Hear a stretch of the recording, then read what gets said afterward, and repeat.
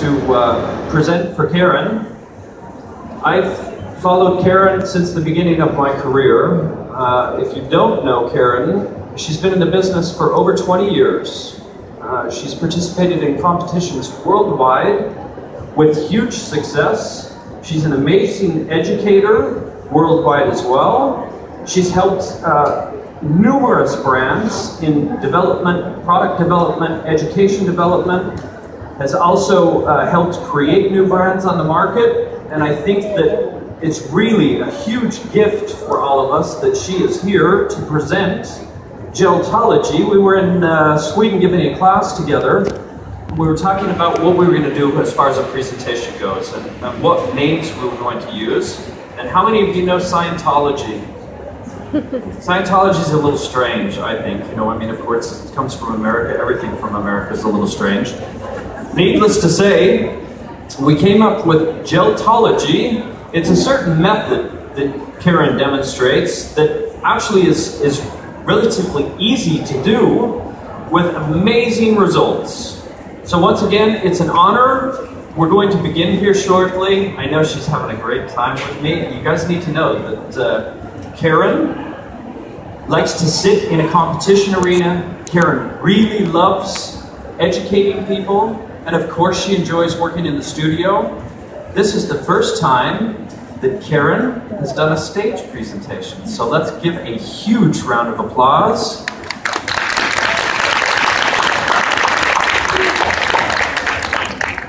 Okay, so Karin has set the form. She's very, very particular when she sets the form, that the form is straight, and as she's showing you right now, she pays attention that the middle of the form is about the same height as the cuticle area. Karin has a very specific style of doing nails. She's been very successful with this style. And based upon the way she sets the form, that is how she begins creating her style of nail. What we're going to demonstrate is we're going to demonstrate a competition nail based upon the criteria here in Dusseldorf.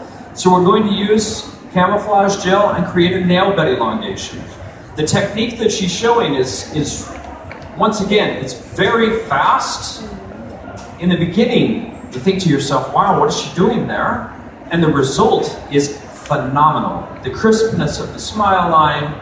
Once again, I can't say enough about Karin. She's an amazing nail artist. So Karin is going to take her camouflage gel.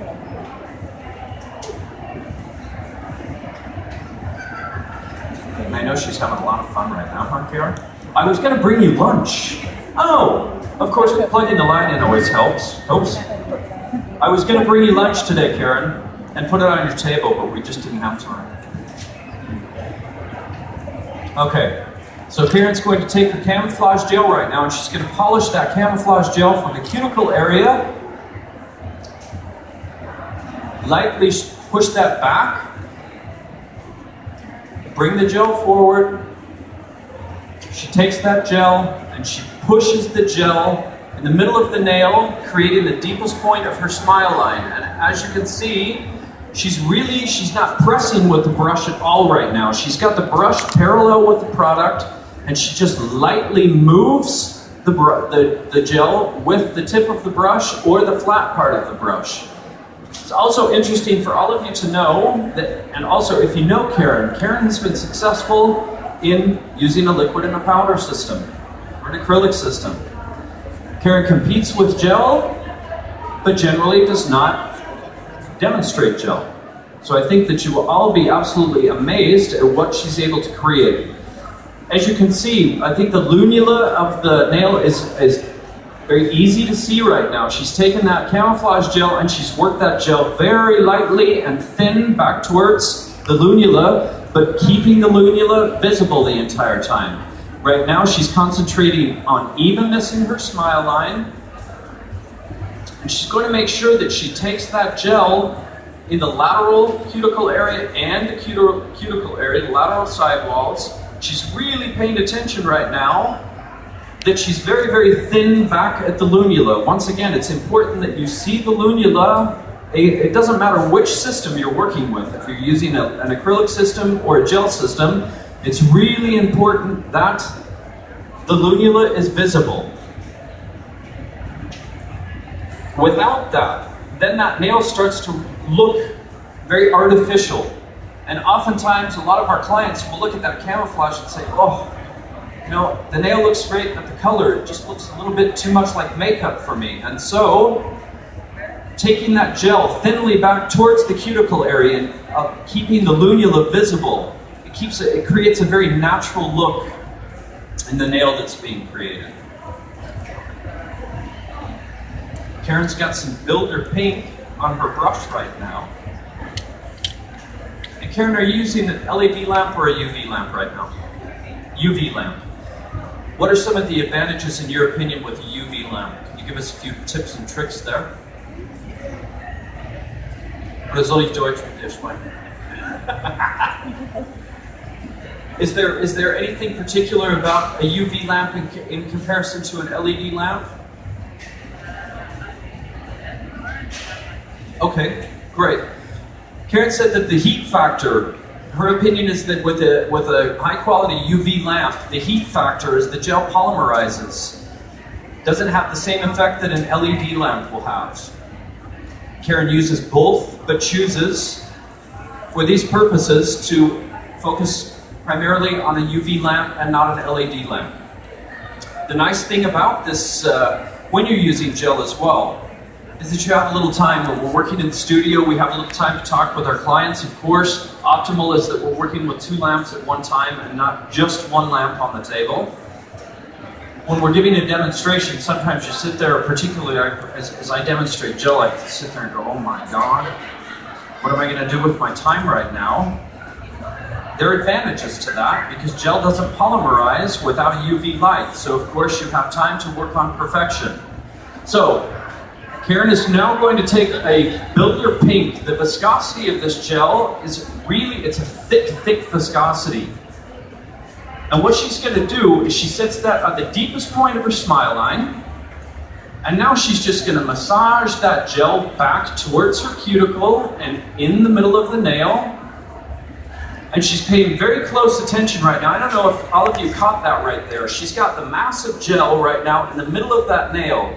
And she moved her brush to the side of that mass and takes only the side of that mass of gel to the left and the right side, maintaining the mass or the majority of the gel right now in the middle at her smile line. She gently massages that gel to the right and the left side in the lateral side walls of the natural nail. She pulls that gel to her. She pulls it to the smile line. What she's going to do when she pulls that gel to the smile line is she's actually going to pull that builder gel a little bit over the nail bed elongation, the camouflage that she's used. She's not going to go too far, and I think all of you can see that. We're talking about maybe 1/2 millimeter right now, but this allows her, I think you'll see as far as the smile line that she's able to create using this technique is amazing. And for my purpose of what she's doing, she's making sure she's taking care of me right now as I sit here in Babylon, that she allows me time to speak right now. I appreciate that, Karin. I'll buy you a beer later for that, I promise. And maybe a sandwich too, with shrimp, that Scandinavian sandwich. Okay, so everyone can see her structure. The majority of that builder gel is up at the front at the deepest point of her smile line and lightly goes back to where her apex will sit. She doesn't have any kind of thick product at the cuticle line right now. That is absolutely unnecessary to have a massive product back at the cuticle area. So she's going to put that in the lamp. She's going to cure it in the lamp. You know, when we were in Sweden, we were doing this class, Karin, I was absolutely fascinated. Can you give me, because I sat there and tried to do it myself. I really did. And I couldn't get that builder gel under control. Are there any tips you can give me to help me control that builder gel?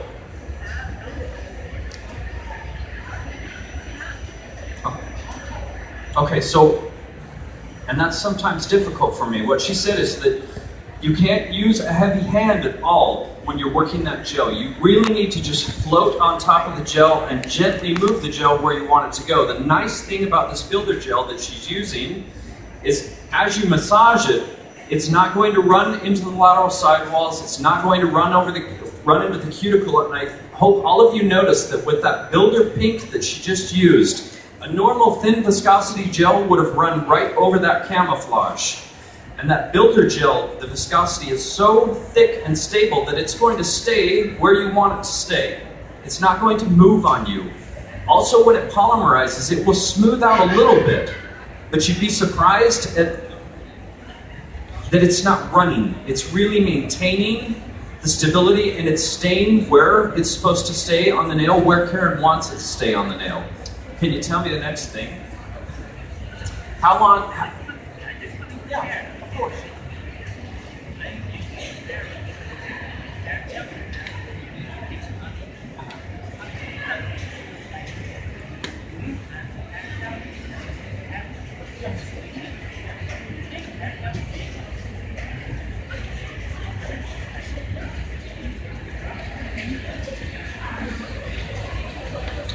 Perfect. She just gave me a huge tip right here, and I think this is really important what she just said.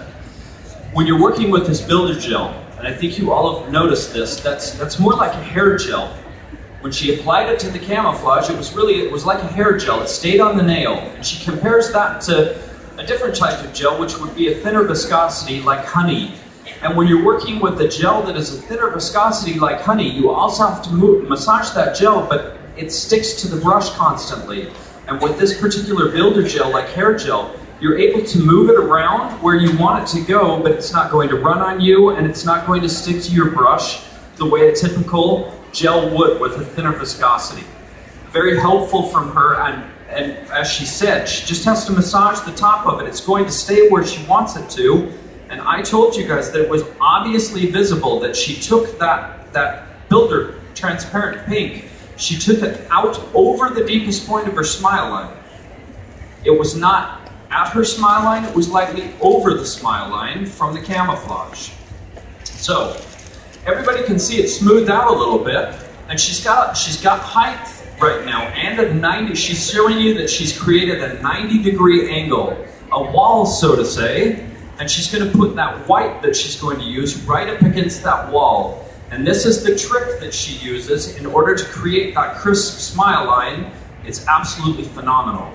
So she's going to take a thinner viscosity gel right now, and she's going to work that back to the cuticle area lightly and into the lateral sidewalls. And once again, this is a huge trick from Karin, a huge tip for you guys. As she uses that gel, she keeps the flat part of her brush in the roundness of convex in the nail. And as she works that brush, she takes a very minimal product into the right and the left side in the cuticle area. That's going to go in the lamp, it's going to polymerize, and if she takes a massive product to the right and the left side, it's going to run right away into the lateral sidewalls. So she's showing you how to create that nail without having a lot of bulk on the right and the left side. She gently takes that up towards the deepest point of her smile line, nice and smooth, and this is like the honey that she was talking about. She's able, with absolutely no pressure with the brush, she sets that brush on the top, on the surface of that gel, and lightly pulls that gel towards her or back at the cuticle area. She's able to determine where the mass of her gel is as she's working with it. And this shows really what a profi can do like Karin. Karin is the absolute profi in this business. And it shows you guys that with a light hand, with control, even a nail technician that doesn't do a lot of gel can achieve these results by using a really light touch. She looks at the nail three-dimensionally. She's paying attention right now that from the cuticle area to the deepest point of her smile line, she's moving that gel where she wants it to be, because the vision of her nail sits in her head. She doesn't really have to even look at it. She closes her eyes and she sees the picture in front of her where her apex is. This is also a trick that she would tell you guys, is that her nail is like a picture in her head. And that nail she's done over and over and over again, and so she sees the nail from on top. She doesn't have to look at the nail from a lot of different perspectives. She showed you guys, for your advantage, to show you how she worked with the gel from the cuticle area to the deepest point of the smile line. And she showed you that it's really important that you look at that nail three-dimensionally and not just from on top. The advantage to having so many years of experience and so much success in this business, I think, is that through practice, through achievements, you're able to see a nail three-dimensionally when you look at the nail from a one-dimensional perspective. That's eye training, and taking a class with Karin really shows you how to see a nail. She's able to basically take you by the hand and show you through her eyes what you can see in a nail. It's always fun when we're doing the gel demo, huh? You sit here and you think to yourself, oh my God, you know, I don't know what to do with my time right now. Yeah, I think 2 nails really, in the end, that works out because you're able to work back and forth. I agree with you. So does anyone have any questions right now? Really, everyone's got a huge opportunity, I can tell you that right now. Once again, like I said in the very beginning, this is the first stage presentation she's ever done. And anyone in this audience would be so lucky to take a class with her. So if you do have any questions right now, and you don't necessarily have the time to fly to Sweden or anywhere else on this planet where she may be giving a class at the time, now is your opportunity to ask any questions that you might have. If you're too shy or you think, oh, I just don't dare say anything, Karin will be available for sure for the rest of this evening after the trophy ceremony as well to answer any questions you might have. So, she's going to remove the form, and really you can see at this point she's really created her smile line. That smile line is exactly the way she wants it to be. She's going to remove the dispersion layer. And you can see at this point there's very little product on the right and the left side of that nail right now. In the cuticle area and the lateral side walls, she's taken the product to the skin, but not on top of the skin. And that's really, really important in creating the competition nail. Now she's going to go ahead and she's going to file her smile line in right now. And when she does this, she pays attention that the deepest point of her smile line is directly in the middle of that nail. She pays attention to the cuticle area, and that the deepest point of her smile line is directly in the middle of that. It's very, very important. She can tell you that as a hugely successful competitor, these are the types of things that a judge looks for. They look to see, hey, is the deepest point of the smile line centered on the nail, or is someone sitting crooked at the table? I think it's probably for this side of the room it's easier to see. Karin rests her her left forearm on the table. She doesn't sit on the table with her elbow on the table. So she's staying relatively straight to the nail right now, which enables her to create that deep point of her smile line directly in the middle of the nail and not a Nike swoop. And now pay attention to the way Karin is holding the file. Karin is holding the file at a 90-degree angle, really accentuating that 90-degree angle or wall that she's created. She's not holding the file underneath. Can you show that, Karin, what they'd be rotate it towards you a little bit from underneath the nail? That is not how you want to hold the file. If you do that, you're eliminating that 90-degree wall. It's the same thing on top. If she rotates that file to the middle of the nail, she's just lost her 90-degree angle one more time. The wall is gone and you're going to have shadows in the smile line. So she holds the file very straight and files that smile line in. She pays attention to the details right now, that she's satisfied with the details of nail. And I don't know if anyone knows the devil is in the details, that catchphrase, but there it is. Now what she's doing right now is she's paying attention to the purple line of the file, and she's setting the file at the deepest point of her smile line, and she's paying attention to the purple line of the file, that it sits perfectly in the middle of the cuticle area so that she has that perfect smile line. And that once again, there are lots of, and without even seeing, I know what you're doing there. Now that's the great thing. What she just did is she paid attention to the bone from this knuckle to this knuckle, because that part of the finger is always going to be straight. And she's paying attention that the deepest point of her smile line is also in a straight line with that bone, creating an optical illusion that if perhaps the finger is crooked from the middle knuckle to the tip of the finger, she creates a straight nail, it creates an optical illusion that the finger is actually straight. Another hugely important aspect that she's showing you, another trick that she's showing you, is looking at the nail, the surface of convex, from the client perspective or the model's perspective. And if she needs to make any corrections in her smile line, this enables her, by holding the nail and the finger from this perspective, to also ensure that that deepest point of her smile line is even, and that the end points, the way that she's filed her smile line in, one side is not straight and one side is round. Both of them are perfectly rounded to the deepest point of the smile line. And this is, once again, an advantage and a trick that she's showing you guys that not everyone has the opportunity to learn at a show. She pays attention once again, looks at convex from a client perspective, looks at her evenness, pays attention at the same time, once again, that her smile line from the right and the left side, or even if she notices that she doesn't like something about the nail, then she'll go ahead and correct it. Now what she's going to do, and she's going to do that rapidly, there's absolutely, she doesn't need to worry, she's put enough product with that builder gel on top of the nail, on top of that nail bed extension, that she can really, I mean, she can give gas now. She puts the pedal down and really starts to file the mass of that builder gel away. She's created her smile line, now she's just going to eliminate the thickness that she created when she first put that builder gel down.